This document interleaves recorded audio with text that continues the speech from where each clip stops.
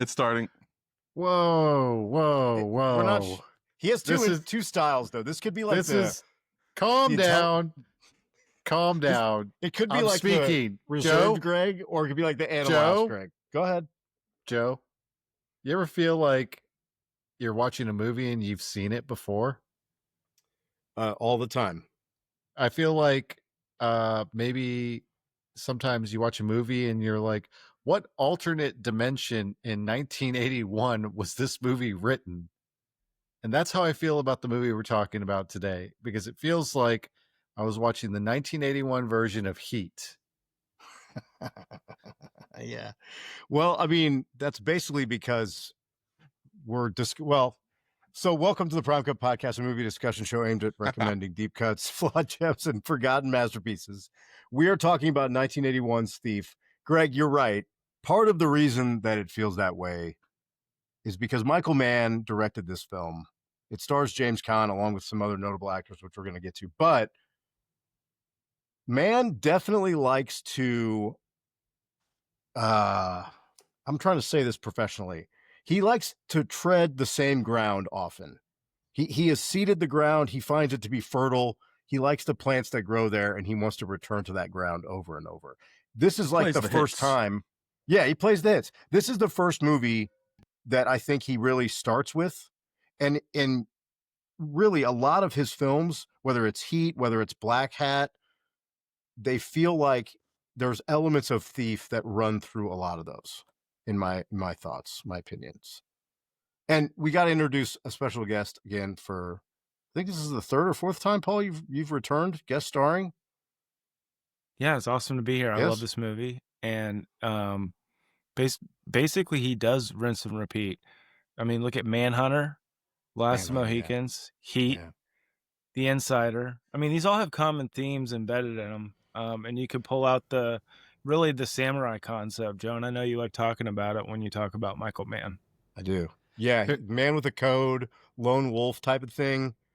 All those movies you just mentioned, even Black Hat, which is kind of people are a little bit more down on, which I kind of like, it has that. I think a lot of directors tend to have a distinct style about them, or they'll have similar tropes that they bring back. The biggest one for me is Tony Scott. Whenever I think of Tony Scott movies, he does a lot of the same things in almost all his movies. They're just like repackaged in a lot of ways. And so that sounds like you're criticizing him. No, because he does things that I like. Okay. But it's when you watch it, you're like, I've seen this before. Could be that it's just he's a signature artist and you're familiar with his work and you're like, this guy's a genius and I know what I'm watching. No, like when I'm thinking about, like, for instance, the end of Deja Vu in comparison to Beverly Hills Cop, there's a scene where the dude gets pinned between cars and our hero goes and caps him in the head because he's pinned there. It's like when you see it in Deja Vu, if you've seen Beverly Hills Cop, you remember it and you go, wait, I've seen this scene before. But if you're familiar with the director's work, then it makes sense. But if you're not familiar with the directors, which some people aren't, then yeah, you can miss that, which is something that we do really great on this podcast, where we talk about more so the directors versus just the movie stars of movies, which is, I think, a big miss. Yeah, I just rewatched Deja Vu. It's kind of awesome. I love that movie. That doesn't totally hold up, but I really like it. Paul and I talked about it. What do you mean it doesn't hold up? Some of the time stuff, you're like, if you really think about it, you're like, I don't know how this. I'm not sure this makes sense. But I really like that movie. It's insanely flawed, but also insanely entertaining. So it almost like really I forgive it. It doesn't make sense that Denzel's alive at the end. Spoiler on Deja Vu. It did come out in 2006, you know. So yeah. I don't know what to tell you. I agree. Yeah, so but like, yeah, Tony Scott definitely has a vibe. Michael Mann also has a vibe, and I think you drew a comparison to Heat immediately. I don't know when we're going to talk through a comparison, maybe not right now, but there definitely is. I mean, the start of the movie between the movie. He even says, "Where did this heat come from?" at the kitchen sink towards the end of the movie in Thief. So the themes are the parallels between De Niro's character in Heat and Caan and Thief are pretty obvious. There's a couple things that I think this is a movie to me where if you watch it now and you've never seen it, and we have two people on this podcast, Mark and Greg, have not seen this before. There are things in this movie that I feel like have been ripped off by Mann himself, but also by other directors in other films. And I'm going to talk about a couple of those things, but it's almost like you watch this and you're like, oh, the wet streets, the neon lights like reflecting off the streets, City Lights. that's everywhere now. That's in all kinds of movies. And it's like, I've never seen it before this movie. And this was like notable where Mann had like a fire truck on set. So he would wet down the streets at night so that they would look like glistening and have the neon lights reflecting off of it. There's that opening scene where he's pointing the camera up and you see all the fire escapes and it's raining down. Like all of that stuff. If you watch this movie now, you're like, well, I've seen this before, but in 1981, no one had seen this because no one had done it before. Same with some of the tactics that he's doing, a lot of the CQB stuff that Frank does towards the end. And when he goes to that plating company, that had never been done in movies. No one was like studying that, which he actually put James Caan through like a tactical pistol course to get him to have some tactics. That stuff, it's a little dated now, but at the time, that was non-existent. And I feel like now every movie, if the guy doesn't look like he knows what he's doing, you're like, that guy doesn't look like he knows what he's doing. And a lot of that comes back to, in my opinion, this film like kickstarts a lot of that stuff.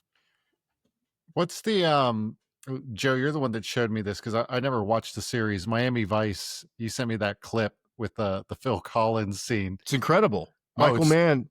Yeah. It's so awesome. It feels so much like there's so many similarities between that and this. Absolutely. And there's a scene in this movie when Frank is driving and you see the camera looks at the hood of the car, just the hood of the car, and you see all the everything reflecting off the car, similar to that Miami Vice scene. Very, very astute point. Paul, you had something? No, I was just gonna say, like, you can definitely see the common themes with Mann as well.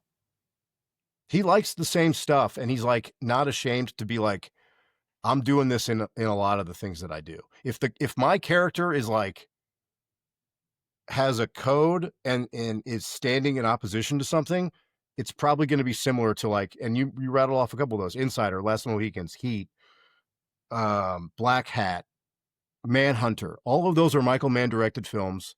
All of them have similar themes. They have similar characters. And it really starts with this movie. This is his second feature film. He did a movie called The Keep before this.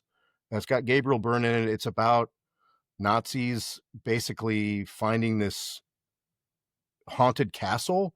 It sounds awesome. It's bad. Paul, I know you and I have both seen it. It's a bad movie. How do you mess up a plot? It sounds so cool. The plot's awesome, and you're like, how could this be bad? It's just like he's just not the right guy for this movie. It's bad. Mann wanted to release like a 4-hour cut too. Yeah, and they're it's like, horrible. No. It's really bad. It's really bad. I mean, he doesn't have, but you know what? To be honest, he doesn't really have that many true stinkers. That's like by far his worst. Mm-hmm. Like even his bad movies are watchable. Like Public Enemies is watchable. Yeah, it's not good, but it's watchable. Yeah. So, but yeah, that one's just off the deep end. Well, some of it is I feel like ever since Heat, everyone, and myself included, like wants there to be like an awesome shootout. And because he's so good at that technical side of filmmaking, and if he doesn't have like this incredible action set piece, I'm immediately like a little let down, even if the movie's awesome.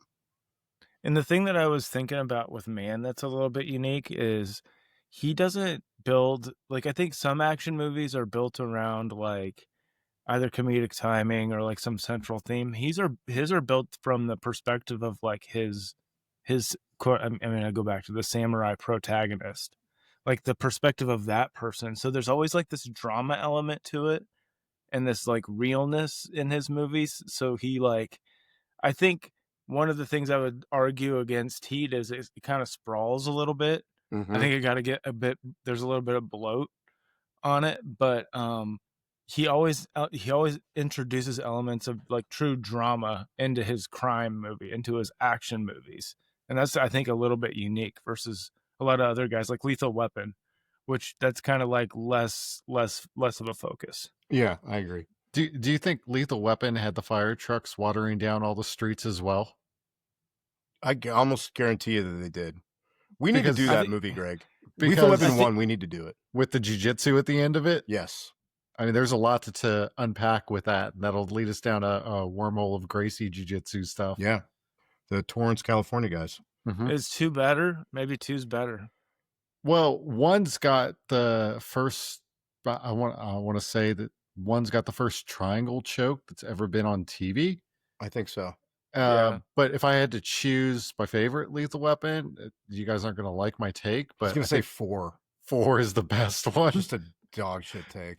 I have a sneaky, like, unjustified love for 3. I You just love kinda Jack think it's Travis. awesome. I think he's just a great villain, Joe. He's a great good. villain. He is good. They're all good. I mean, let's be honest. They're all good. I think we Yeah. should do 1 because of the extended jiu-jitsu corner. I think that's important. Greg, maybe we pencil that in. He didn't really get any angle on his triangle, though. It was a horrible be triangle. honest. It's not You too know, bad. There's It's no angle. horrible. I like that it's kind of rough and tumble, though. It's And like Mel Gibson's like 5'9", so he doesn't have the legs to do a straight parallel. But it's like he like goes triangle. mount. It's like half mounted triangle, and then he falls to the side. We're going to talk about it. It's like he taught a white belt how to do a triangle choke, and they're putting too much oomph behind it instead of. Did the he throw a finesse. little arm? Did he throw a little arm bar in there, or am I making I that think up? so. Yeah, I think so. I think so. Yeah. Okay. All right. Well, what's the plot of this movie? Yeah, Joe? let's give so quickly. Hold on. Did we do deep cut or whatever? Oh, we think it is. We did not. Category. Yeah, let's go category. All right, Paul, go for it. I think it's a deep cut. Okay. Yeah. I'm gonna go with Paul. I think that's a deep cut as well. It's one of Michael Mann's first movies, so it's just not as well known, especially because it's earlier work. I'm kind of torn here because I think it's a masterpiece, but it's not forgotten in like film circles. And if you read about this movie or listen to any reactions, no one's like, this movie's bad. Although I'm going to reserve, maybe Greg's going to be like 2 stars. I don't know. It's held in high regard by a lot of people. Yeah. So I guess this is a deep cut, even though it's like a fantastic deep cut. Mark, what do you think? Yeah, solid deep cut. I feel like when you talk about Michael Mann's history and like what he's done and like where he plants his foot or makes his mark, if you will, this is kind of, I feel like, where it starts. So I also it's think hard not to forget. And I feel like deep cut can range from like a 3-star to a 5-star movie. Yeah, like, there's a pretty wide range in that You bucket. got some leverage. And this for me, this is a 5-star movie. Not spoil it for anybody. Boom, boom. I'm going to say about James Caan's best movie, also his favorite performance of his own. I don't even think it's a question that this is his Caan's best movie. James Caan is handsome? What the hell? I mean, I did a Jimmy Caan list. Are we talking Caan already, or are we waiting? Let's do a quick plot. We're gonna start with Caan. So this movie centers around a high-performing, high-level jewel thief named Frank. He's played by James Caan. He is an ex-convict. He did 11 years in Joliet for manslaughter. He has a partner played by Jim Belushi. He has a girlfriend wife played by Tuesday Weld, and he has I guess kind of a employer played by Robert Prosky that he enters into an agreement to perform one very large diamond heist, and then he's going to be done with this work basically. And some disagreements ensue over the nature of the final heist and his basically status moving forward. And that's kind of the brief overview, non-spoiler, of the plot here. It's pretty straightforward, and the one thing about Mann, I think that he does this in almost every movie. He drops you into this, and you are like, if you're not paying attention, like if you're watching this but also on your phone or doing something else, you're going to be lost within 15 minutes because you are introduced to these characters, you're introduced to the plot lines, and you're basically into it right away. You got to figure out who these people are, what they do. He does not suffer you like anybody who's not paying attention. Man doesn't really care.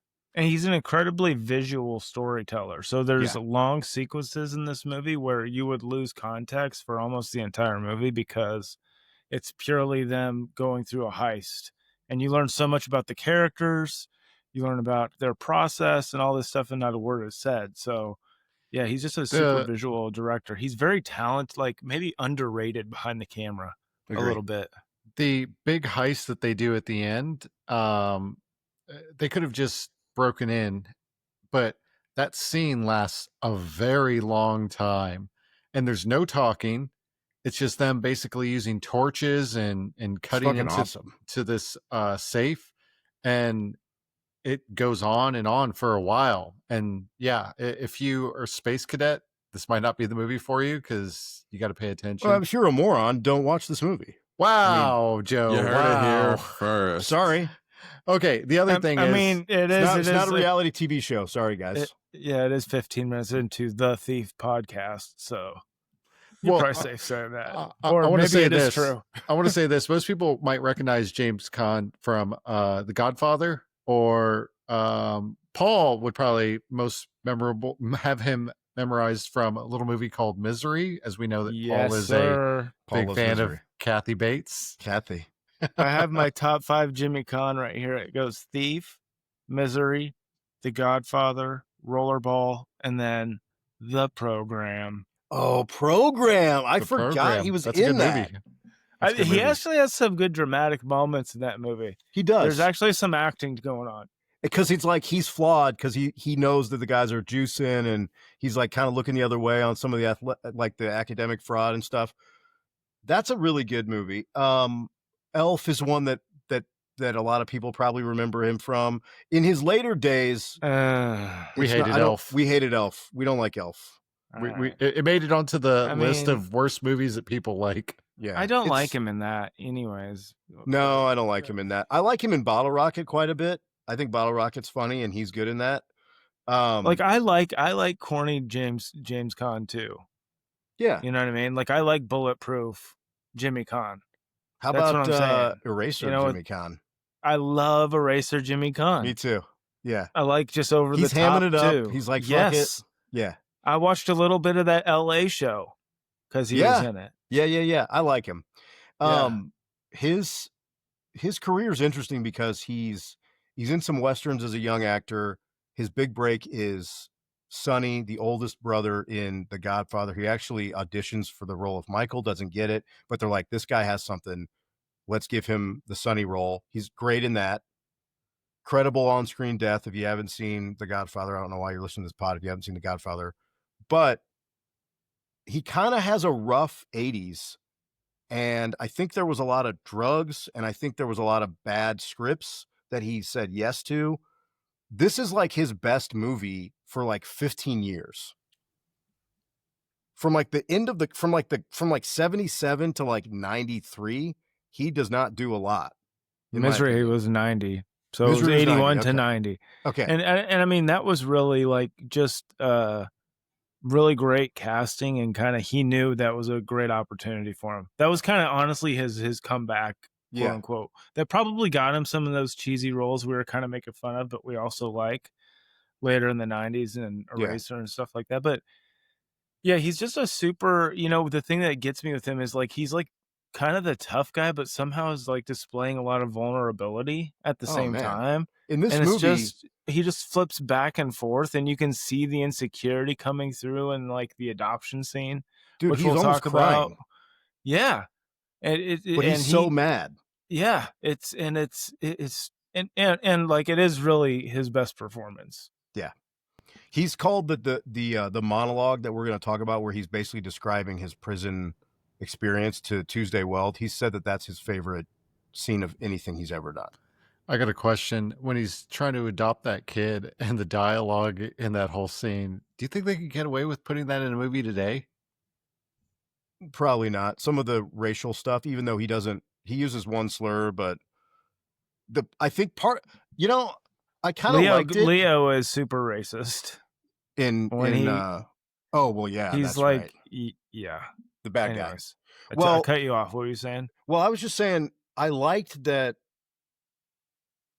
I think that kind of Greg, that's a good point to bring up because I think it plays to both the character and the actor in that he's like, his whole point is like, we'll take what you don't want. Like, I just want a kid. And so he's like, if I have to run this kid down in front of you, that's okay. That's not what I'm focused on. I just want a kid, even if it's a bad kid, an old kid, a kid from a race that you may not like. So I don't know. I don't know if you would put that in a movie now, but I think it like lends some weight to that scene, which I think is really powerful scene. Let's talk about the supporting cast really quick. Just we're going to gloss over a couple of these people. Willie Nelson is in this movie. He has basically 2.5 scenes. He plays Khan's like prison mentor. It's kind of jarring that he's in this movie, but he's pretty good. Like, I think he's good in this. The scene when they're talking the first time you meet him between the glass, he's like really convincing. He looks like an old guy who's been in prison forever. Okay. Tell me if I'm wrong, but has Willie Nelson, he's looked 70 his whole life. Am I Since crazy? He was 35. No, I totally agree with you. He looks the same now almost. Like the man doesn't age, but unfortunately the age is 70 something. Right. That's crazy. He's got like a really great face. Like these really, I don't know if they're big eyes. I don't know. He just is super, and they're super, and he just really connects with Khan, and they have amazing screen chemistry across this like plexiglass communication chamber in prison. Mm-hmm. And it's like almost all coming from now. Well, I mean, Khan's amazing in the scene too. I'm sure we'll talk through it. I'm looking up because I was curious. How many movies has Willie Nelson been in? I think he had a run there where he did a couple. I can't think of any that I've seen other than this one. Man, I'm looking it up. He's got quite a few movies he's been in, and I'm guessing was his third. Yeah, I'm guessing a bunch of them are probably cameos and stuff because, like, he's in Austin Powers and Dukes of Hazzard and stuff, in Half Baked. Plays a significant role in Dukes of Hazzard. I've never seen that one, so I didn't know. I've seen it. Missing out. Yeah, missing out. It's bad. By the way, I got a nerdy movie thing Yeah. to get out of my system. So the year's 1981, right? Top movies that year, box office wise. Ready? Go. Superman. Great. Superman 2, sorry. Fucking awesome. Stripes. The Cannonball Run. For Your Eyes Only, a Bond movie. And then The Four Seasons, which is that a Mazursky movie? I don't even know or what like that a is. Woody Allen movie? I think it's like a drama. Okay, so I'm like, what the hell? I thought 81 seems like my year. Like, why? That doesn't make any sense. Why are these movies not landing? So then I look at the Oscars. Best Picture was Chariots of Fire. I haven't seen that movie. I don't know if you guys have seen it. I do not like it. Nope. And then I think it's one of the worst Best Picture wins in my opinion. And then it sucks. The rest of the major awards are swept by basically On Golden Pond, which is a okay drama, and Reds. And I was like, what the hell? What's going on? So then I just did like a straight Google. And are you ready for some of these movies? You can throw out some reactions. Ready? Okay. Raiders of the Lost Ark. Jesus. Hell yeah. Blowout. Fuck yeah. American Werewolf in London. Great. I love that movie, man. Escape from New York, Body Awesome. Heat, Second best Dawson, escape movie. Excalibur, Nighthawks, Southern Comfort, The Howling, Dude. Outland, This is like all prime cut. Halloween 2, Absence of Malice. That's for me. I like that movie. You do like Absence of Malice. Prince of the City. I love that movie. One of the best Sidney Lumet. Lumet. Road Games, and I also like The Postman Always Rings Twice. It's a weird movie, but I like it. It's good. Nicholson and what's her name? In Postman Always Rings Twice. Jessica Lange. Jessica Lange. But it was like, they weren't all like blockbusters, but they'd make these like $5 million budget movies back then that were just awesome and Raiders had of the great Lost Ark people. is like maybe a top 5 action movie. I mean, that's ever. probably a bigger budget than $5 million, but you know what I mean. Sure. Which is Raiders? Man, I get two of them mixed up. I know Temple of Doom, and I think that one's not. It's okay. Of the original trilogy, it's probably my least favorite. Holy Grail's one with Sean Connery, right? Yeah. That's Raiders the is Last Crusade. Yeah, that's Yeah, Last Crusade. Raiders is the plane fight, the horse sequence where he's chasing the Ark. Incredible. Spielberg. Raiders is the one where It's the first one. he Yeah. puts the Nazi henchman into the plane, Yes, like as it's turning. the propeller. Yeah, Yeah. great one. Awesome movie. This movie didn't do much, as far as that goes, box office wise. From what I 11.5 million on a $5.5 million budget. So it did well, but wasn't like blowing the doors off. It was like top 50, I think. Yeah, it doubled its budget. It's pretty good. Okay, so we talked about Willie Nelson. We talked about Jimmy Caan. Jim Belushi is an interesting addition to this movie. Not doing his usual Jim Belushi stuff, but he's Agreed. really good. He's another guy who's like, he's good. He plays basically Frank, Jimmy Caan's best friend and partner, and he's kind of the IT guy, the wire guy. He's doing like all the wiretapping and bypassing all the security alarms. He's the tech dude. Okay, I've thought about this, and I'm glad Okay. you brought that up. This is a nice segue. You know, these movies always have like, we've got the explosives guy, we've got the guy with the plan, and that's kind of like that whole setup carries on through some other movies. It's fun. Like the one that I think is most popular or most does it really well is probably the Ocean's movies. Sure. Each guy's got like their own little thing. Now, I thought about this on the podcast. If I had to assign Oh God. roles for people, Here we go. the four of us were doing a heist. Okay. Playing a little game. Yeah, little game.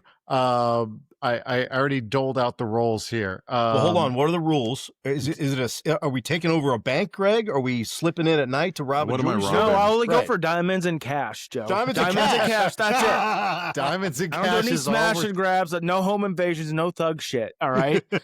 no kidnappings, only diamonds and cash. So what are we doing, Greg? we're doing a heist. Okay. And I doled out some roles in my head, but so these are the different ones. The first one is the guy with the plan. We've got the demolition expert. We've got the guy that can bypass security and has a way with the police. And then we've got the loose cannon. Okay, so assign away. Go ahead. Well, how would you assign him? Who do you think's the guy with the plan? What about Joe. the guy from Gone in Joe. 60 Seconds that gets the pizza? You got to eat pizza, man. Every people got to eat. Okay, so Joe's the guy with the plan. I'm the Joe's the planner? guy with the plan. Okay. Mark, well, who do you think is the demolition expert?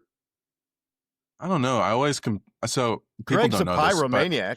well, I compare Greg to the Wile E. Coyote. Uh-huh. The way he plays video games and just his personality. He's a trickster.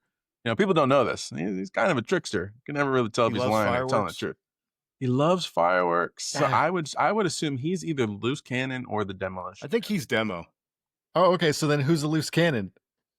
I think Mark I'm- is the I'm not tech the- guy. Paul's running point with a shotgun, loose cannon. Jeez, Paul, that's what they think of you. I just want Everybody you to get your know. heads down. That's Paul. He said no thug shit. 'Cause he can't can be- turn it up. can't He be a can loose turn it up. cannon. There's a rage boiling beneath Paul. As he sits there, as he sits there, and he sits forward to say something. He's like, I gotta go with it. This is going to be used. I think he in, can summon it. He This is can going to be summon used the in rage. someone's court case as a character witness statement in the future. I didn't say anything. that's so loose cannon of you. It's very loose cannon, Paul. Very loose cannon. I want to talk about Tuesday Weld really quick. What do you What want to about say? the guy in this? The guy in this, you know, I was thinking about this because I like to think about the money, and man does thinks through this shit, so it kind of makes sense. Whatever. Anyways, the guy that I was like, so I'm like, what if he does even cut? Because the money they're talking about is for the crew, not just for Jimmy Caan. Yeah, And I'm like, which if it's isn't a even lot. cut, I want to be the driver because that guy doesn't do shit. Listening to the police scanner says they're Yeah. not here. I mean, Belushi has all this technical knowledge, and Khan's actually in there doing it. Anyways, Well, I want to. we got to talk about the money because it he makes a point to bring it up several times, and I think it's like kind of shocking. Like the one time when he's like 480,000 or 5 million on the street, you're going to get 480,000. It's like, holy shit, man, that's like 30%. But maybe. That's crazy. Yeah. The cut from that is so big. Right. I got the breakdown. I'm ready. Paul, there. we're What's not the going to plan do on it yet. us? No, Oh. not yet. Not yet. He's been crunching numbers all afternoon. I want to talk about Tuesday Weld really quick because I've never seen her in anything else that I can recall.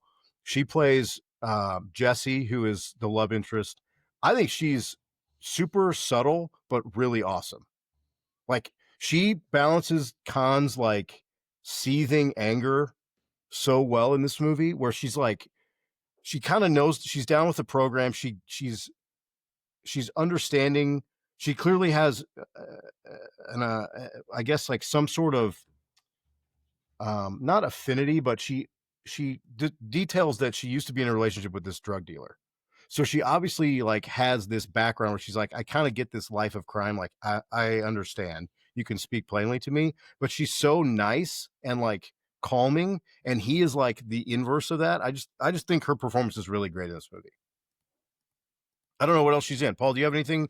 Yeah, Have you I'm seen her super anything else? high. I'm super high on her performance as well in this because she's just very the chemistry is really great. Yeah. And there's a couple of really amazing scenes, and I think the thing that really separates this movie from a lot of other, I don't know, what would you call this, like a heist thriller, neo-noir, is really like, think about the scene in the diner, which we'll talk about in more detail. Think about the scene in the adoption agency. She's in both of those scenes. And she Dude, the is like scene a at the grounding, end too. yeah, she is like a grounding presence to Frank's. He's the loose cannon, Yeah. in the truest sense. So she's amazing. She's also in one of my favorite sneaky dark horse movies, Falling Down.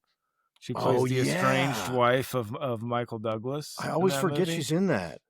And I think she didn't get as much work. I think it's hard to keep working as you get older as an actress, just because they just phase you out basically from the roles. But like, yeah, I think she's one of those that probably didn't get enough work, and she's kind of underrated. Kind of a cool first name. Yeah, the way she was filmed in this was when I was watching, I was like, man, she's like very angelic. Yeah. You know, obviously it's man's doing, but there's a lot of points where, you know, it's a slow-mo of her smiling or holding the baby or whatever that is. I mean, you can kind of see they gave her this like angelic, like kind of like saying like grounded and just like nice. It was cool to see. It was good. She was part of my hard moment of the movie. Damn. All right. Yeah. So when James Caan, Frank, he basically wakes her up and he says, here's $410,000. He's like, and he basically tells her in so many words, kick rocks, get out of here. I was like, damn. Pretty heartbreaking, man, honestly. Yeah. And he like doesn't have any emotion, and she's like going through the emotions. She's going through the emotions. She's trying to reason with him, and he's like giving her directions. And then as soon as he's done giving directions, he's like, go on, get. Pretty shitty. But we're going to talk about that whole part of like his psyche and like the ethos that he has, this whole code. Robert Prosky plays Leo, the bad guy. He's a famous Chicago stage actor. We talked about him in The Great Outdoors. This is his first film appearance in his mid-50s. He's awesome. Like, I think he's awesome in this movie.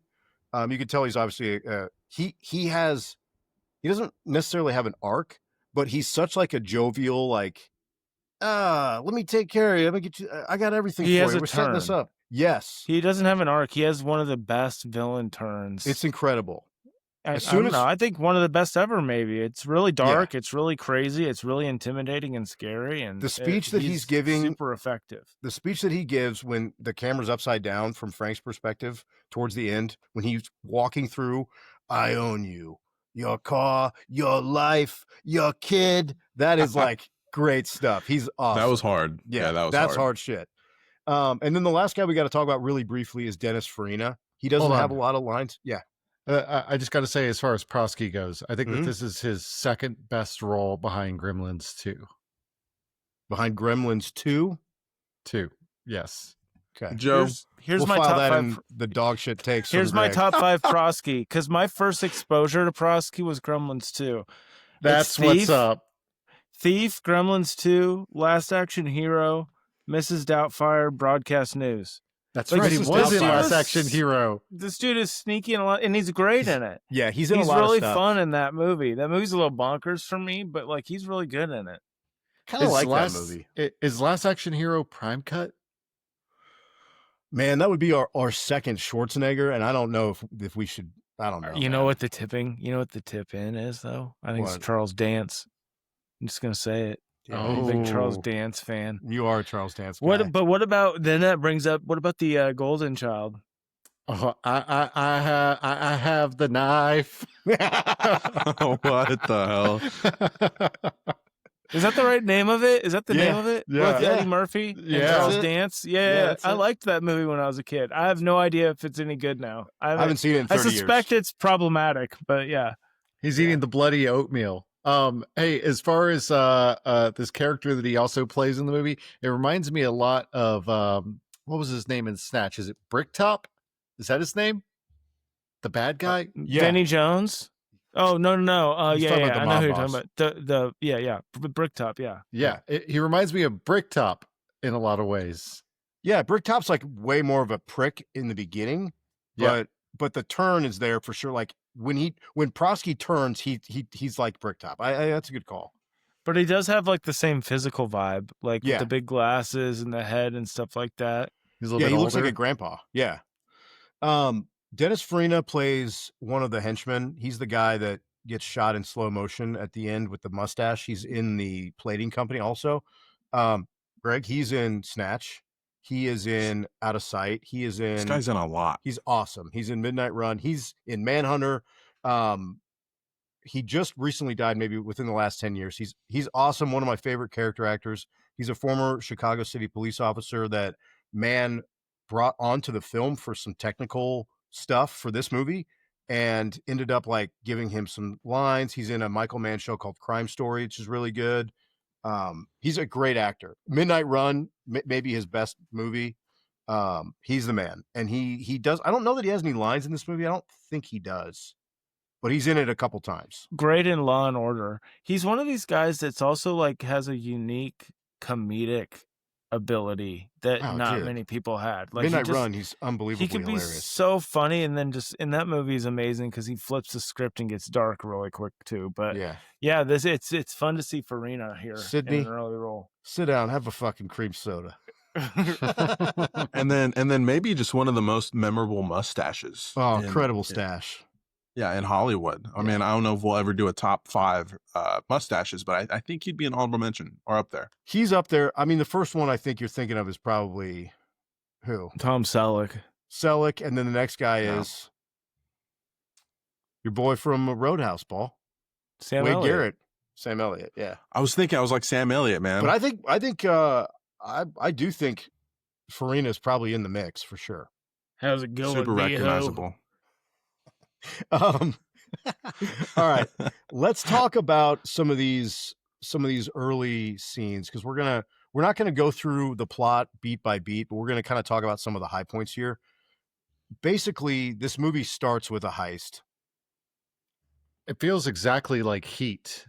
Yeah. It feels like Doesn't it? it feels like the robbery that they're doing in Heat where there's a stakeout and the cops are watching them. But we get like it's so interesting that Michael Mann chose to give us such a first person view of looking down the hole they're drilling in the safe. Awesome shot. Yeah. You just don't see that very often. This is where Amazing shot. Like Yeah. it holds up to today. It's so cool. it's really Yeah. cool. I think this is where we first get Mann. It's almost like at times he's like wants to be a documentarian where he's like, I'm going to have these guys like this scene where Frank is breaking into the safe so he's basically drilling into the safe. I watched some of the Criterion Collection stuff. He's got this huge magnet drill that clamps onto the safe. And he's like, this was a real safe. This is James Caan talking about this. He's like, they had a safe and when we were filming this, they tell us that the first wall is cold rolled steel, and behind that is copper. And he's like, why would there be copper in there? It's a soft metal. And the literal reason that they have that in there is, and I didn't notice it until I watched it this last time. When he's running the drill bit and he's backing the drill bit out and putting it back in, he's like, they told us that if the point of the copper is to foul up a drill bit.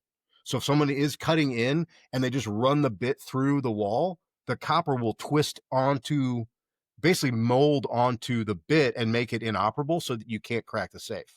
I was like, holy shit. And he was like, Michael Mann had us do this. He's like, I had to pick this fucking thing up. He's like, it weighed 200 pounds and clamp it on the wall. And so like Mann is like, I'm going to show you exactly, not only is it going to be exactly how it would work, the actor is going to actually crack this safe open, which is pretty unbelievable when you think about it. Like he had to get trained to do this stuff. He's actually filmed, and I think that's the thing that makes this movie and sets Mann apart from other directors is his attention to detail with this. Because not only is it just like he wants like the drill to be the right drill, and it looks totally legit. It's not like the shiny prop drill that like a lazy director would have. It's like, you know, the matte steel looking, rough looking actual drill that a safe cracker would have. But his attention to detail is what separates him. The consultant on set, Sergeant Urizi, is a character in the movie, and he's actually like was a real life thief. Yeah. And so yeah, he like wanted it to be legit. You know, this didn't surprise me at all, you know, from a first watch that this is where it was going, where it's basically like a heist simulator kind of movie. It's very intimate with how, you know, how he's going about filming all these little just intricacies that I think Greg even said they could just, oh, boop, we're in the safe here's now. The diamonds. Yeah. Here we go. Oh, everyone's rich. But the way he does it wasn't surprising. And I want to touch on the sound in this movie. The sound is so, I don't know, it's like a fine balance of intense or it was just like really loud, but it was like invigorating. Like it caught my attention, like the steel hitting the flame or anything like that. I was like, damn. What'd you They think were in that shit. What'd you think of the Tangerine Dream Well, score? so I was looking at, I'd never heard of Tangerine Dream. I'm actually looking at that right now. But again, kind of not surprised how just like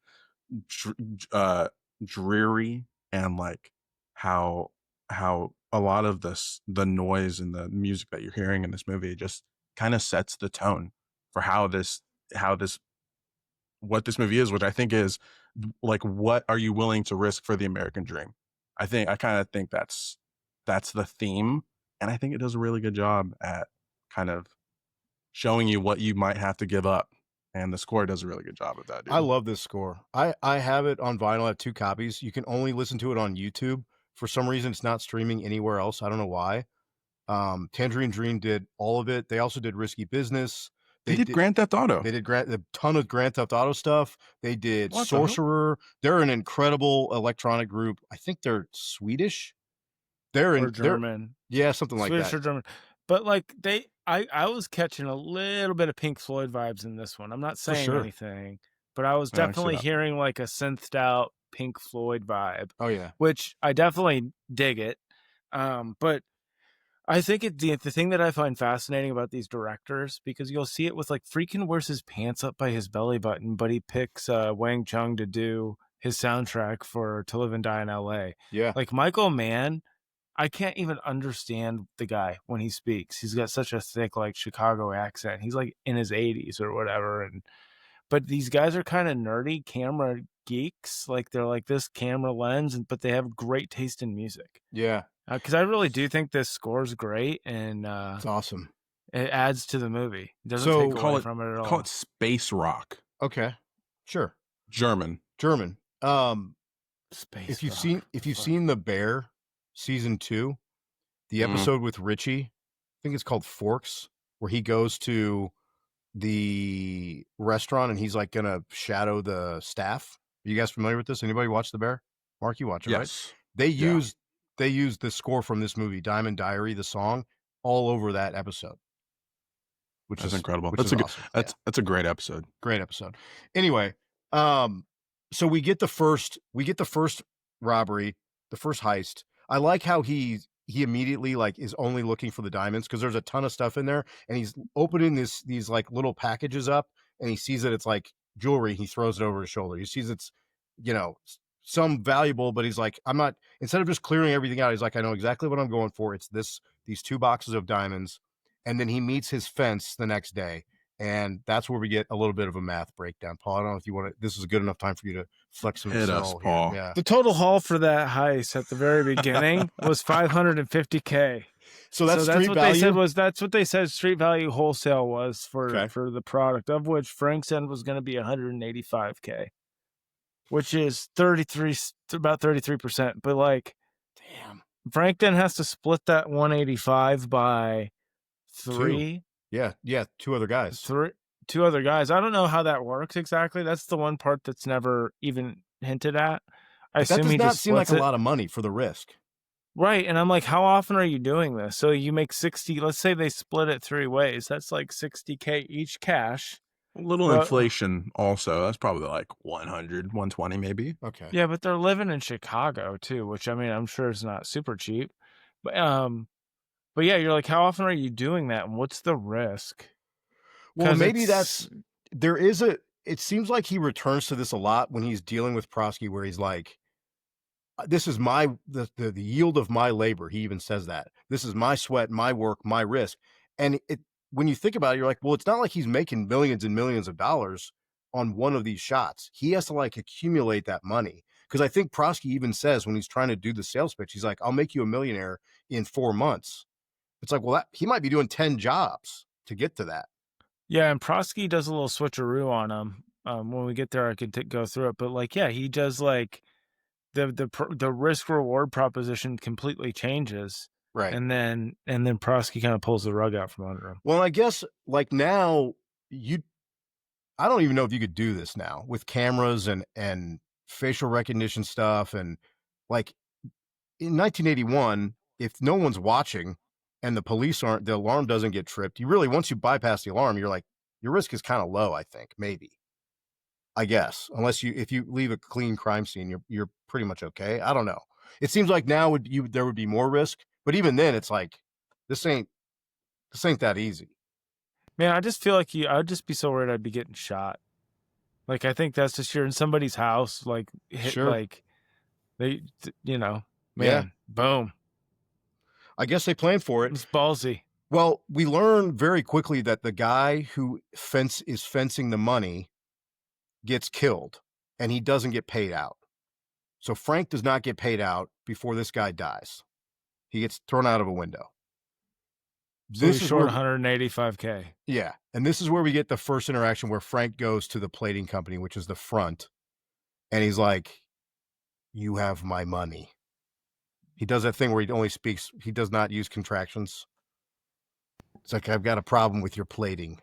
I've read online that he intentionally tried to make his speech extremely clear because that's how that kind of guy would talk, that he doesn't want to have to repeat himself.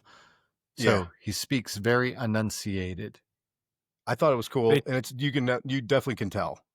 They talked through it on the commentary because it's Con and Man. And they actually did that commentary in 95, which is interesting because that's the year Heat came out.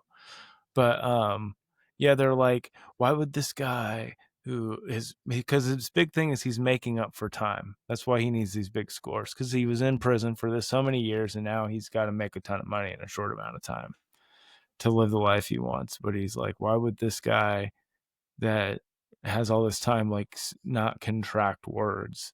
It's like because he thinks it's quicker to just say it clearly once and not to have to repeat yourself.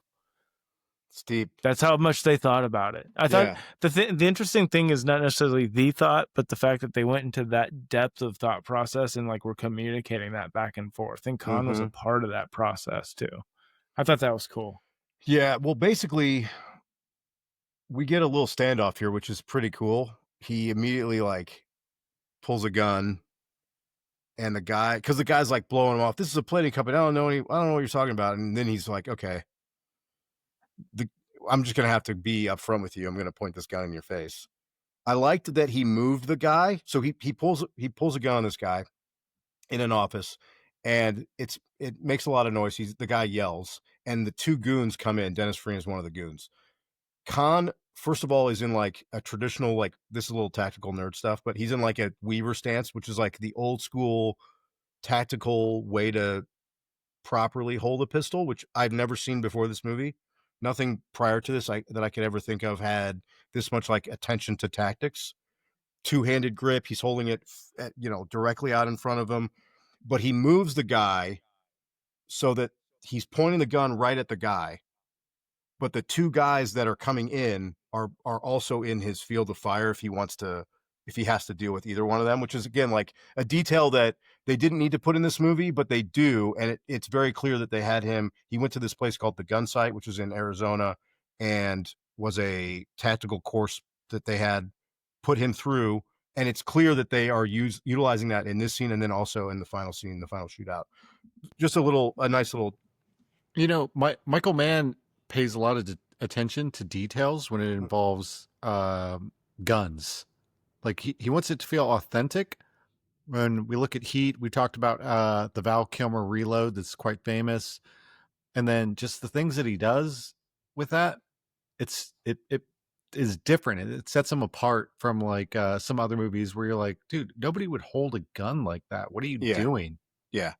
Yeah, Up it's until kind of this like point, Sorry, go ahead. well, it just seems like up until this point, it's like the Western style, like the cowboys or a war movie where it's like you're holding it from the hip and spraying everybody down. It's like, he's like, that's not realistic. We're not doing that. Yeah, there's no like somebody's holding the gun sideways in a Michael Mann movie. Right. It's all Right. like super tactical and super tight, and yeah, very insane attention. He makes these guys like train and go and shoot and stuff. So yeah. Joe, have you ever shot a gun sideways? I have not. Just curious. I'm not. So this basically leads to him getting his money back. He meets with Prosky, and Prosky's like, "Hey man, this is when we get like the jovial Prosky. I love your work. Why don't you work with me?" And Frank's like, "I am Joe, the boss of my own life. I do not work for anyone else." Like, he goes through this whole thing, and this is where we start to kind of get the code that he has. It's clear that he has done time. It's clear that he does not like authority. It's clear that he wants to kind of walk his own path to his own detriment, honestly, because Frank's a little bit of an asshole, guys. In this watch, I was like, Frank's kind of a dick. I don't know if anybody else picked up on that. Doesn't seem like the greatest hang. Yeah, I'll agree with that. Okay. So basically, Prosky offers him, hey, a couple of jobs with me. All you got to do is the job. You don't have to do any of the scouting. You don't have to do any of the background. We've got the job. We'll tell you where the goods are going to be. You have to plan it and execute it, but that's it. And they're going to be big jobs. And Frank's like, okay, I'll do this. Yeah, I love Khan's attitude throughout all this stuff. Like all these like conversation, Prosky's being all smooth and charming, and Khan's like, like if I wanted to socialize, I'd go to the clubhouse. Like, he's like, just give me my money. I'm getting out of here. He wants he's nothing to do with anybody. Jerk, yeah. He is. Yeah. He's just like short with everyone. And he's just, and the other thing that I noticed in this movie, Mann does not show them the only like downtime we get one scene of Tuesday Weld and him sitting outside by their outside fireplace, which looks awesome in like a fall Chicago evening, which looks great. And we get a little beach montage after they do the big score. But Mann is like, I am not interested in their downtime. I'm not interested in Frank's life outside of his relationship and his work. Like, he's never socializing with James Belushi. It's just, I found that interesting in this watch. There's that scene where Belushi brings his wife over to their house when they get the new house, and they talk about the robbery, and they go into the house. And I remember thinking, oh, they're going to show him like eating dinner and having fun, and they're going to show Khan's personality, and they don't. They cut right to that, and they go right to the robbery. Mann's like, I'm not interested in this. This guy doesn't do that. He doesn't have fun. He's only here to make scores. No fluff. No fluff. That's right. Yeah, that would be unneeded scenes in the movie that we would be like, this, you can just cut this out. I Right. want the action. I'm here for the heat. Well, and one thing we got to note is in the first meeting, the cops are watching Frank and Leo meet. And so they're on to him and they're like, holy shit, that was a lot of money. That was 2 inches of bills that they exchanged.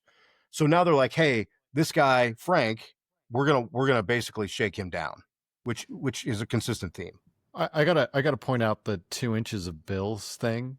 Yeah. Because I thought that was an interesting way to call out how much money they had there. Because I was like, bro, that could have just been ones. What are you talking about? Yeah, the only thing I thought was like, I guess they're far enough away that maybe that's the only way they could be like, hey, that seems like a lot of money. They're looking through binoculars. I don't know, but you're right. It was like very interesting that that's what they called it out. Let's talk about the relationship side, because in between this stuff, basically Frank he's been going to this diner, and the girl who works the front desk is Tuesday Weld. And I remember the first time I watched this, I'm like, was there like part of this where they meet and I didn't see it? And I think man wants you to feel that way. You are basically dropped into like the early stages of this relationship, maybe a stage where they haven't even gone out together.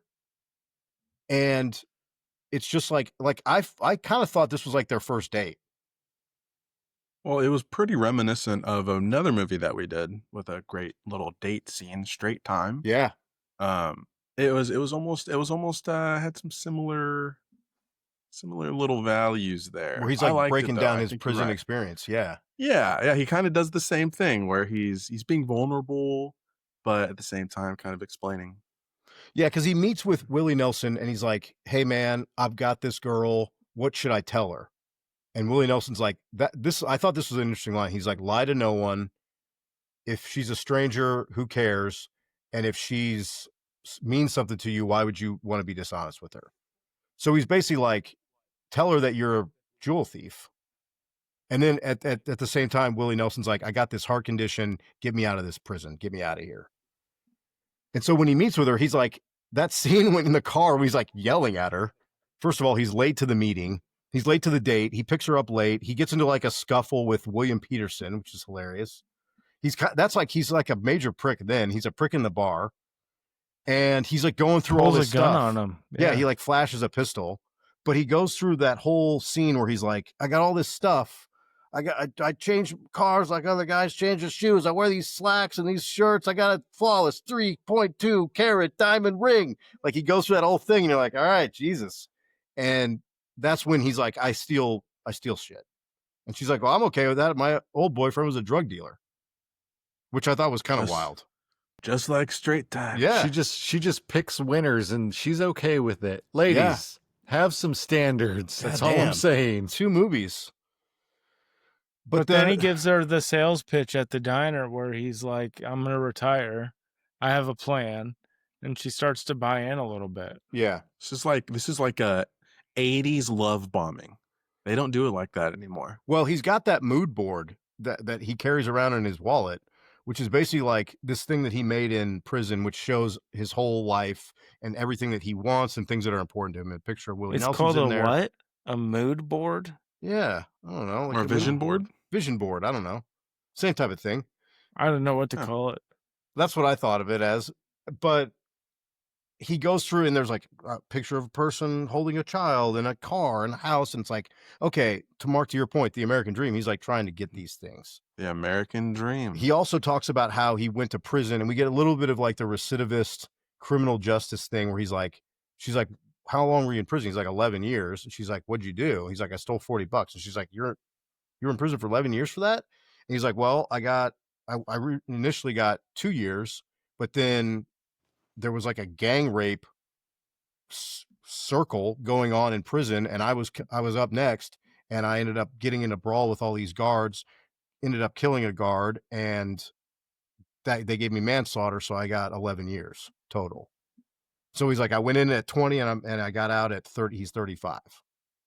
And it started with a $40.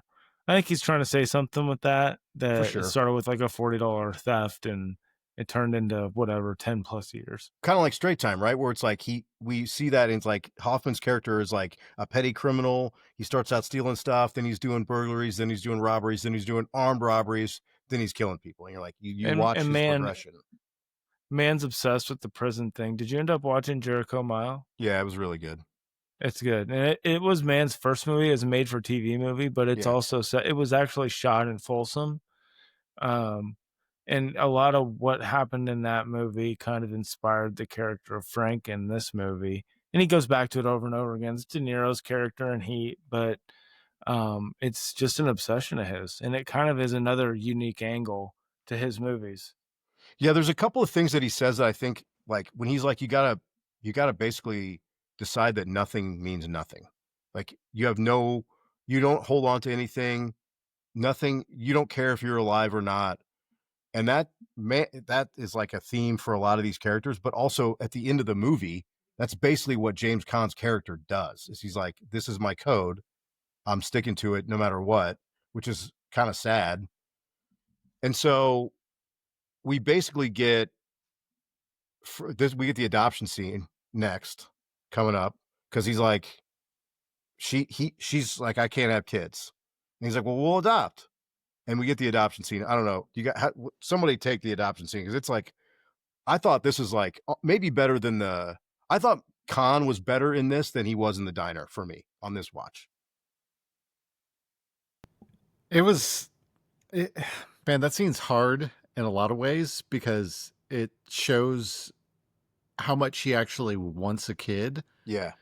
But and when the adoption lady starts asking him questions and they figure out like, hey, I was in prison for 11 years. It's kind of like some cold water thrown on him at that point. And he handles it terribly. Yeah, he handles it horribly. Yeah. He starts saying like, in so many words, like, give me any kid you don't want. I'll take any of the bad ones. And he starts saying like, I'll take one of this race or that race or whatever. Yeah, it's rough. Tough, man. It's kind of like at that point where it's like, bro, you're nothing but a crook and that's all you're going to be. Yeah. And she's like, let's go, like, leave it. We're not getting this. It's not, I think she even says it's not going to happen. And he still is like, that scene when he's like, I was state raised and this is a dead place. And he's like almost tearing up. I was like, damn, dude, this is like pain. You're like, was James Caan actually, was this his actual background? And he's drawing on that experience. Is like, it's that realistic. Yeah. It's a really good scene. You grew up in the suburbs, didn't you? Right. He gets like petty and like, he's so pissed. He's so mad. Her. He just hates her. It sucks, but it ends up working out because it is a great scene, though. It's a great scene. And Prosky finds out that he's looking for a child to adopt. And so we get like this big, like, fatherly scene where he's like, you want a kid? I'll get you a kid. A little wham bam, thank you, ma'am. Some magic juice. All of a sudden you got a miracle running around. Like, geez, dude. All right, take it easy, buddy. Yeah. Yeah. But it is interesting because he's like, kids are important. He's like, family's great. He's like, I take care of my people. If you need something, I'll get it. And he's like, I got these women that they'll sell their kids. And Caan's like recoils at that. He's like, hey, it's not the kid's fault. His mother's an asshole. And so you're like, even Prosky has like a little humanity at this point, and you're still like, hey, he's like this cool boss, basically. And so Caan's like, yeah, I want a boy. And so they get a boy. And so he's got the house now. He's gotten married and he's got a son, and they're gearing up for this big heist that they've scouted in California, where they're going to have to cut through this huge wall of a safe. And he had to go special order, basically like have a guy build a rod to cut through this, which then we get that scene, which is, we got to go into some of the technicalities of that, because it's like pretty intense.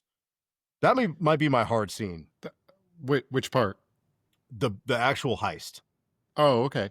Yeah, that's the scene I talked about at the beginning of the pod, where they're doing the heist on this safe and there's no talking, and it's just all the technicality of it, and it's just a long scene. I think I timed it. It was something like 5 minutes of them just heisting insane. the scene with like, and then when they finally crack into it, like he sits down and like lights up a cigarette, and you get the score coming up. Yeah. That kick-ass. was hard. That's super hard. Him smoking the cigarette and the He's cameras like all just sweaty and shit.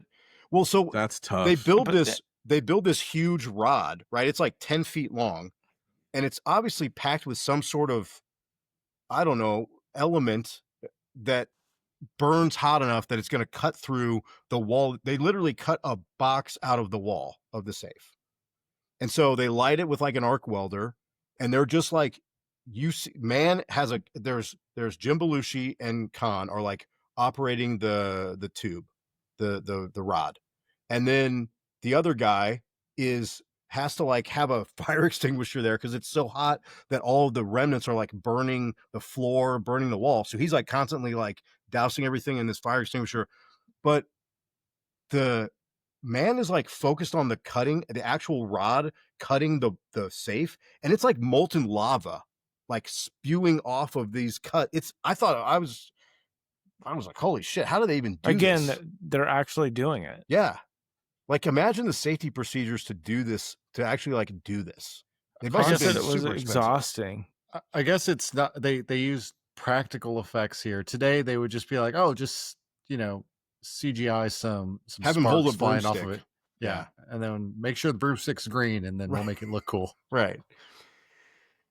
And there's a bunch of cool scenes that lead up to it. Like they're standing on top of a building, planning the heist with Prosky, and that stuff's just classic, like fun.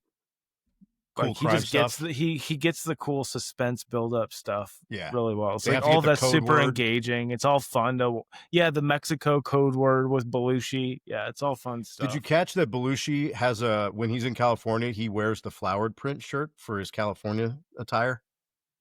He doesn't wear that in Chicago, but on the West Coast, sunny California, I'm going with the floral print. Well, that was interesting. That's vacation. Yeah, Belushi. yeah, exactly. That's right. And Khan went with the sweater on the beach. The skin sweater.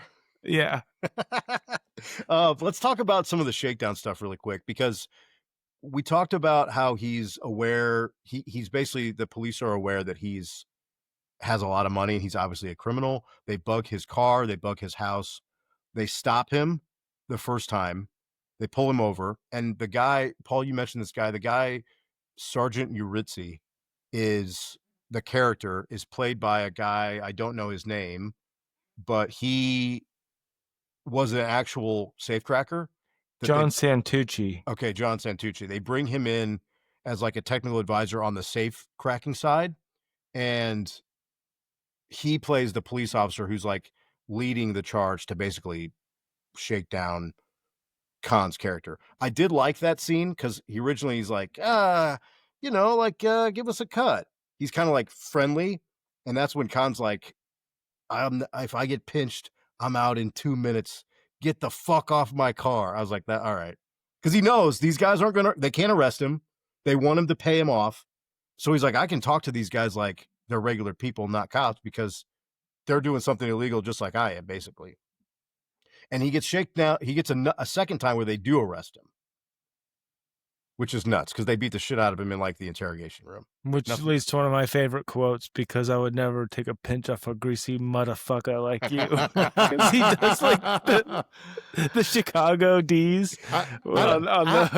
Is that Chicago or was it Jersey? I think that's they're kind going. of I think they're going for. I think they're going for Chicago. I feel like he came out but New York from Khan. Maybe, yeah. But that scene is good because they're just working him over, and he's basically just like, I'm not paying you. I'm not telling you anything. And like, why you got to be like this? Which I thought was hilarious, where they're like, why don't you gotta you be get a it? goof? Yeah. Like, Yeah. what? You What's got to this be a goof. guy talking about goof. Must be regional to Chicago. Yeah.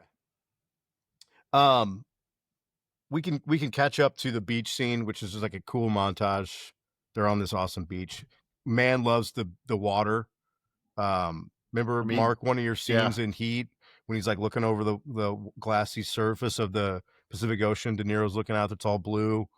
Hard stuff. He likes still that. hard. Yeah, I still think about it. he does. I mean, The Insider. He does it. He Mark likes the actually stuff. has a photo of that in his phone that he looks at every morning. No, it's when I go to the bathroom and I look at myself in the mirror, I do the lean. Cool stuff.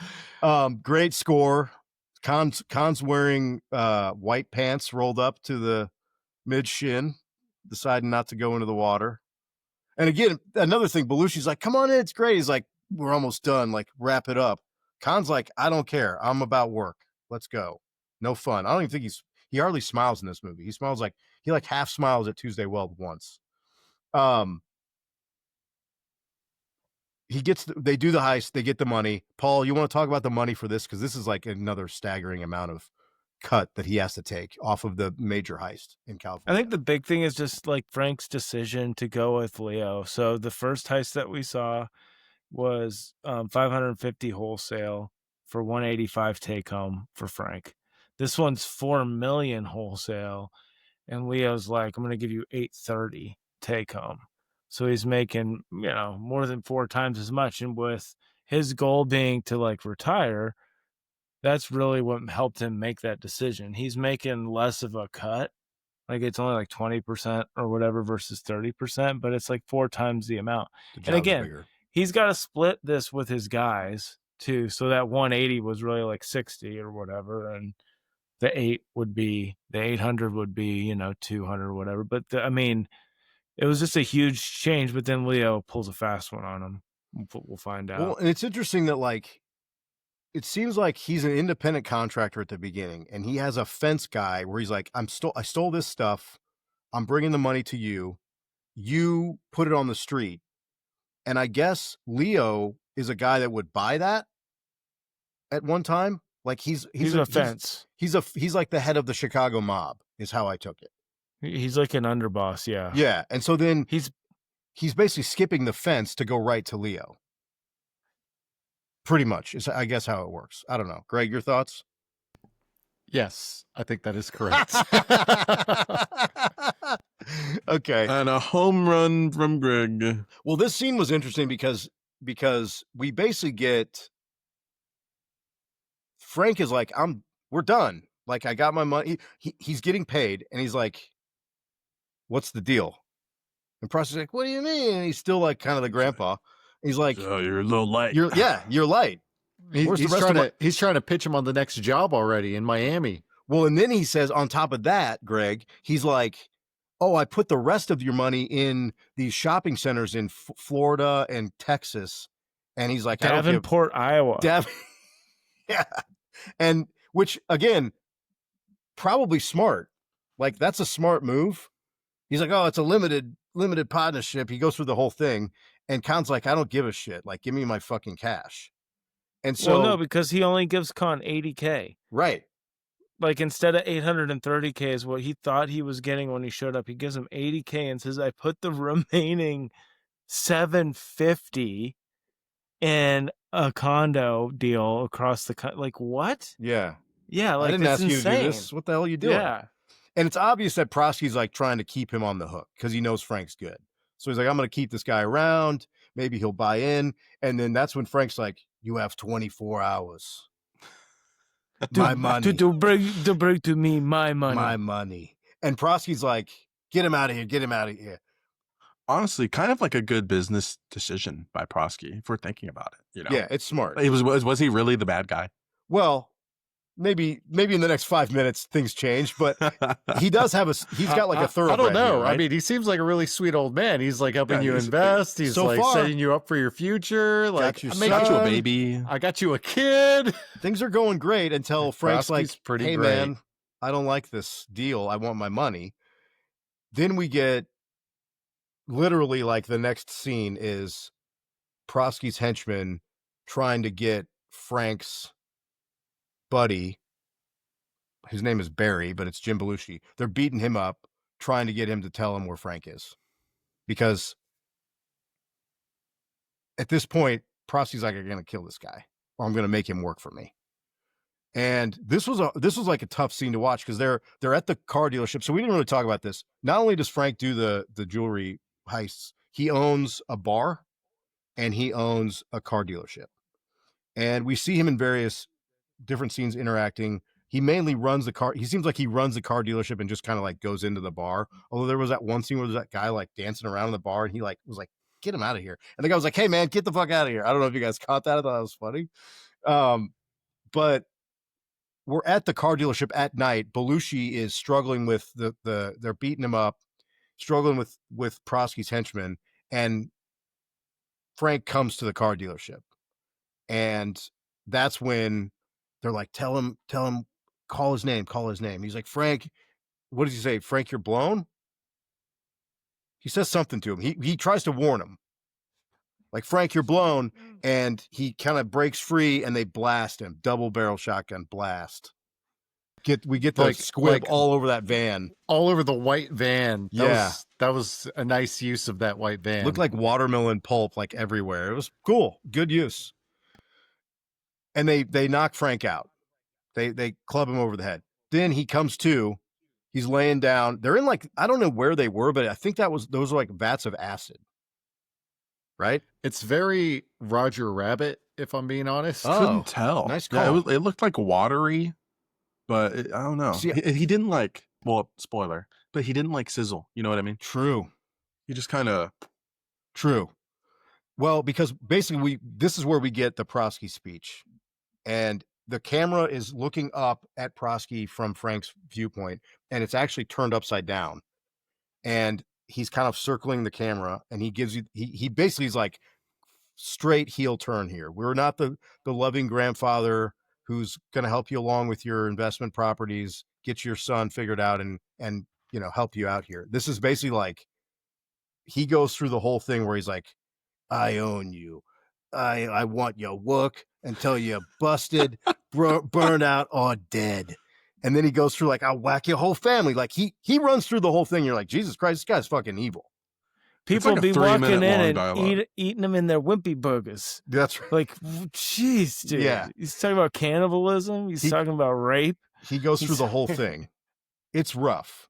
You're right, Mark. This was my hard moment. Hard.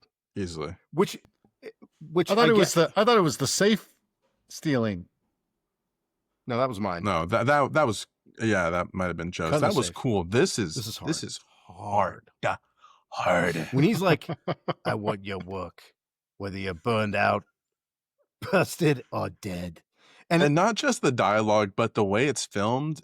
I truly didn't expect to see that in a movie from the 80s. Did He's you got even those think? He's got those transition glasses on. They're dark. Yeah, he's It's wearing great. like the Sansa belt, like polyester pants. Like he looks like a grandpa.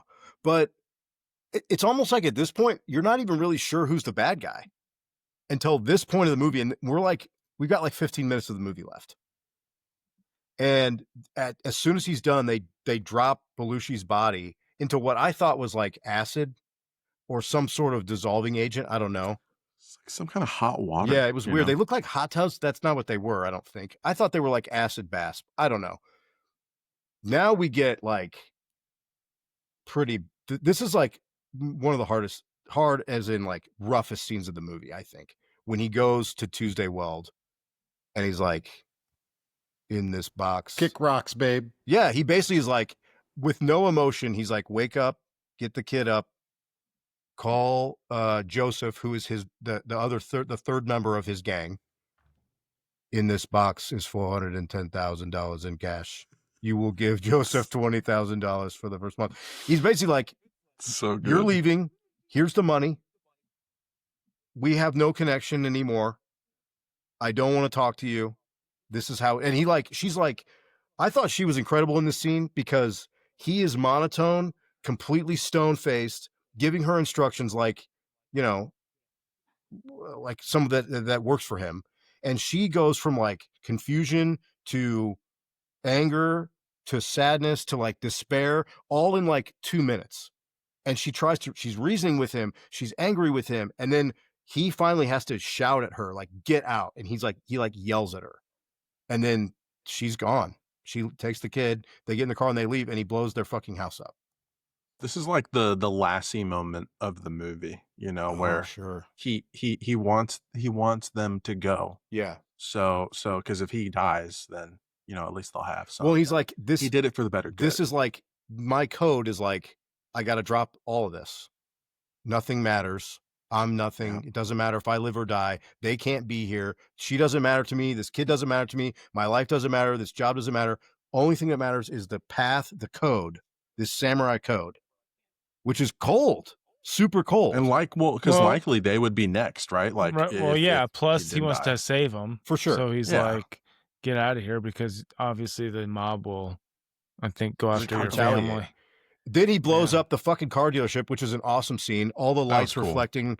That's cool. He blows up the bar, and then he goes to Prosky's house, and we get like a satisfying conclusion to this saga where he basically jimmies the lock. He gets in. All of his room clearing stuff, probably not super tactical now. There's been a lot of updates, but it's good for the time. Two-handed grip. He's clearing places. He's doing a good job. It was believable for sure. At the time, that was like as good as it got, I would say. He doesn't kill the wife, but he double taps Prosky, and that's like pretty cool. Prosky realizes he whacks the one guy. Prosky's like, oh, somebody's in the house.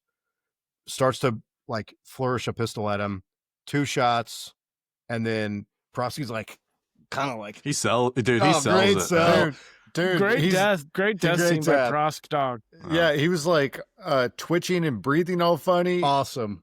Yeah, and then he gets the 3rd shot, and he's like, then he does the, oh man, and then we get like the awesome like electric guitar going, and then Frank comes out, shoots Dennis Farina, shoots the other guys, does a good tactical reload, so not force reload where his slides locked back, still tactical. Man gets 2 angles of that. Of course, he loves it. And Frank takes some shrapnel, some buckshot, but he's wearing a vest, and then he walks off. And that's the movie. That's it. That's it. It's all slow motion. Yeah. With like this like overpowering Tangerine Dream score. The loudest guitar you've ever heard. Dude. It played. really swells towards the end. Yeah, it's great. So here's my question. When he walks off, does he go back to Jesse? Nope. Ever? Or never. Where does he walk? He just walks to Earth? He never speaks to her again. Is my view of that. Because he doesn't want any connection. Yeah, I think he walks away, and I think he just starts taking down more scores. What you would like to see is that he finds her, they're in Florida or I don't know, Barbados or something, but no, I think his code does not allow it. My man's he's a made man. He's got to get to Iowa. He's got some property he's got to take care of now. Thief 2, Bermuda, Bahama. Come on, pretty mama. Paul, do you think that he joins her or no? That's not my impression of what man wants us to think. Yeah. But I mean, I think it's clearly open-ended. I don't know. So like there's no way that if this movie is made now, we don't get like an epilogue of them like on the beach together. Almost like True Romance. Vin Diesel, Paul Walker style. Yes. Which I would absolutely hate. I would hate it. That's why this is better. Whoa. Well, it just goes against what this movie is telling you about this character and his code. It would just be completely false. I hate to bring it up again, but Straight Time, the ending kind of gave you a similar kind of decision. Do you think he enjoyed doing what he did and he just said, fuck it, this is my life? Yep. Is that kind of Khan's thing where he just went into this dude's house, wrecked shop, and was like, that's it. All right. Close the next score? Where are the next diamonds, I close a chapter on like this thing. Yeah. My partner case dead. Closed. Yeah, man. What else we got to talk about here? What do you rate this movie, Joe? 5. Easy. Out of how many? This 5. is a 10 out of 5. Oh, damn. This movie rules. Paul? 5 out of 5, yeah. Mark? We're gonna do because I gave Heat a pretty high score, and this isn't better than Heat. I agree. This is like a good 4 for me. Okay. 4 out of 5. Are we not legislating that? Because that's not factual.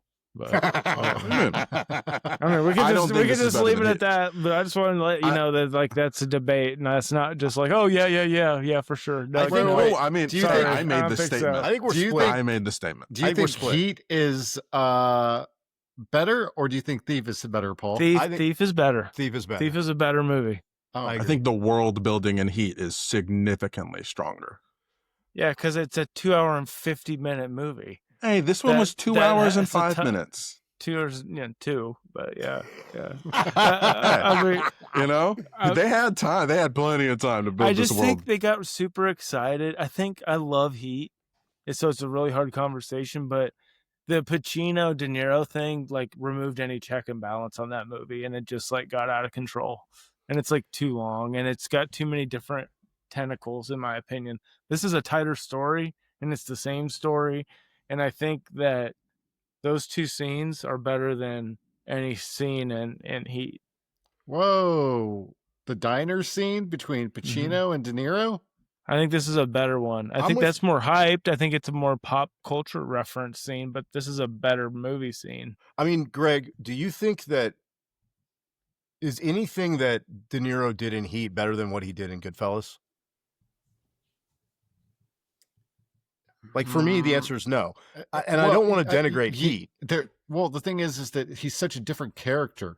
True. But I guess what I'm saying is like from an acting standpoint, I think everyone thinks about the diner scene because it's like, oh, these two titans, these two Italian-American guys that are running on this parallel track and they don't cross until this movie.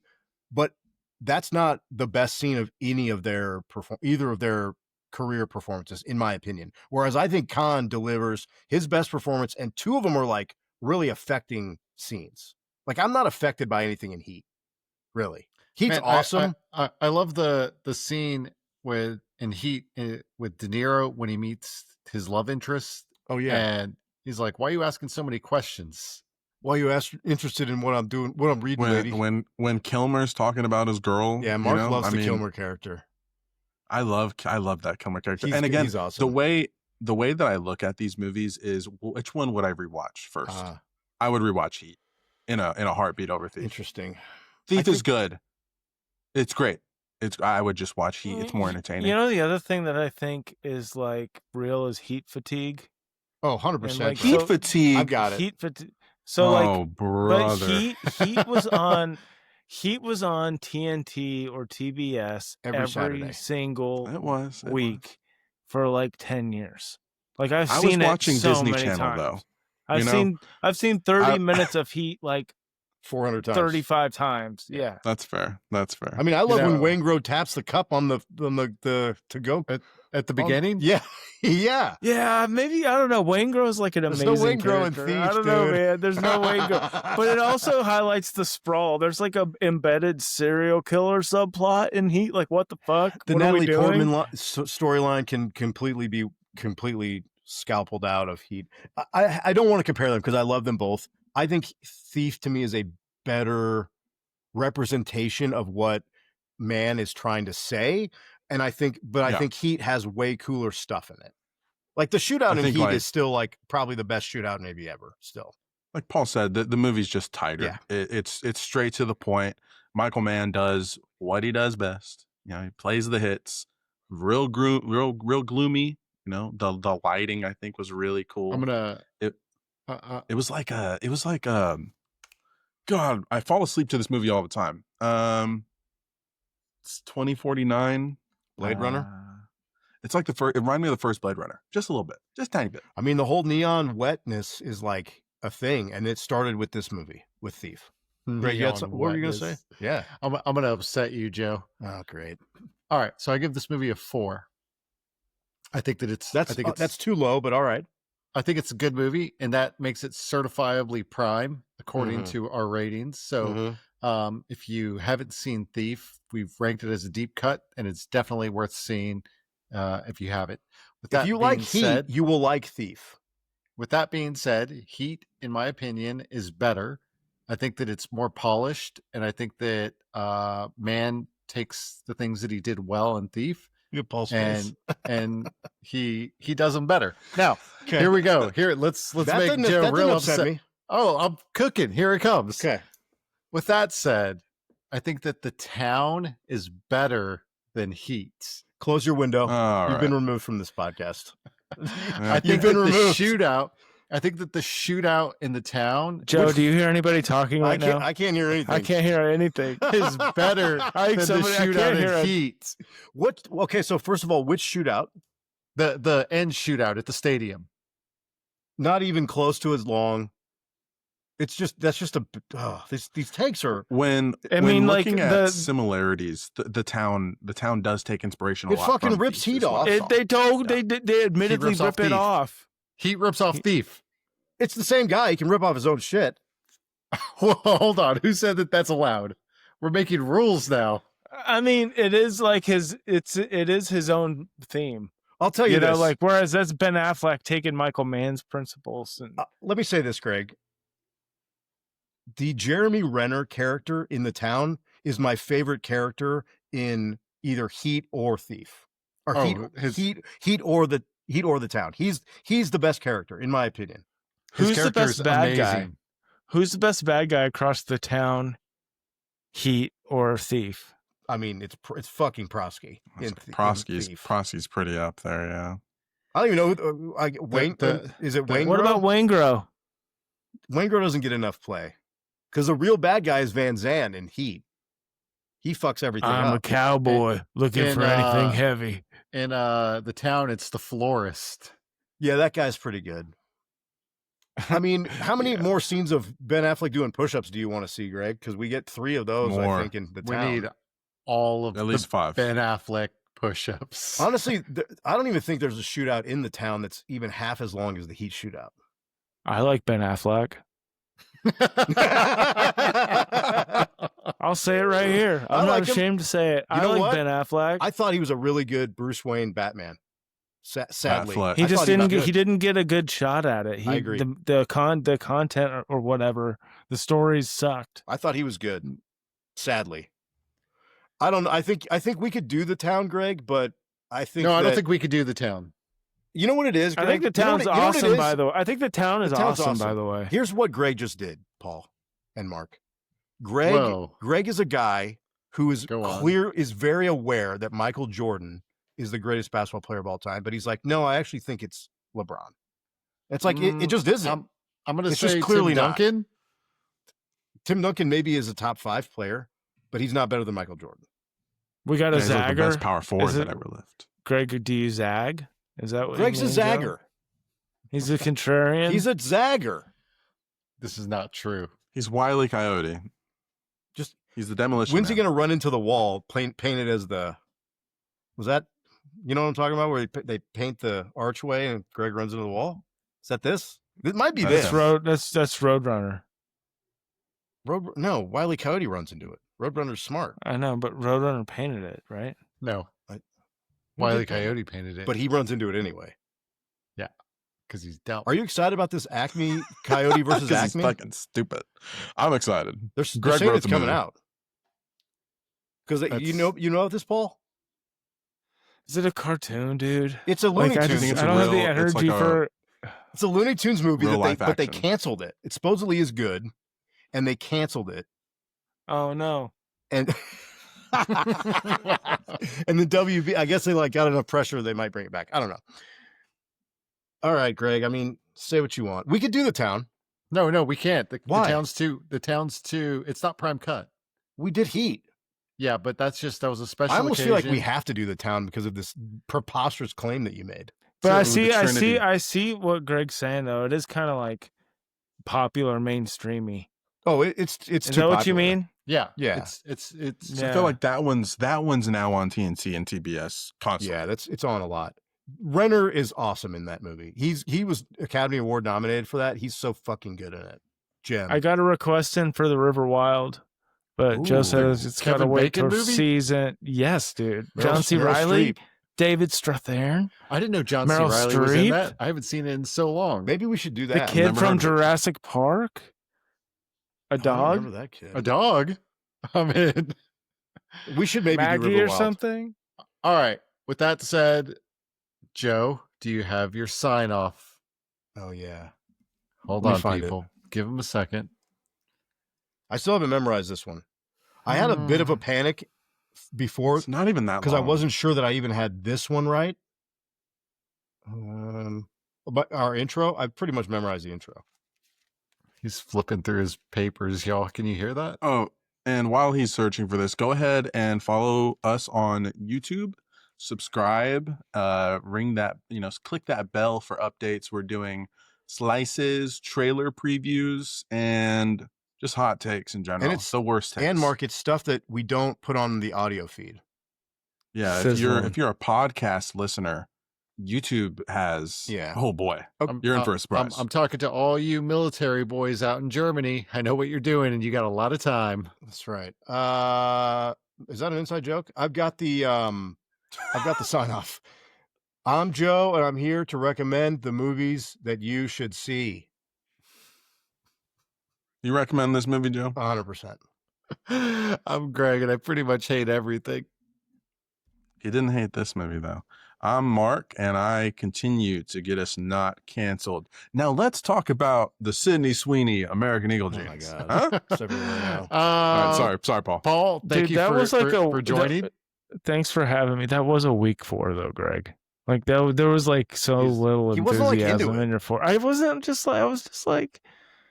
Just wanted a little more zest in that. He was like 4. Like just like, a little salt and pepper on it or something. He's like, yeah, we won the Super Bowl. Greg zaniness. Probably like a 4 out of 5. You need to get on one of his when he's in a mood and he does the like Monday morning at Zoo radio host.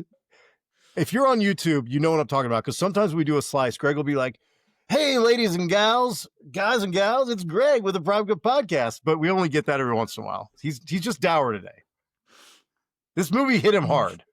Dour. All right. With that said, I'm going to go adopt a kid. Yeah, All right. Thanks for listening. Let's stay on.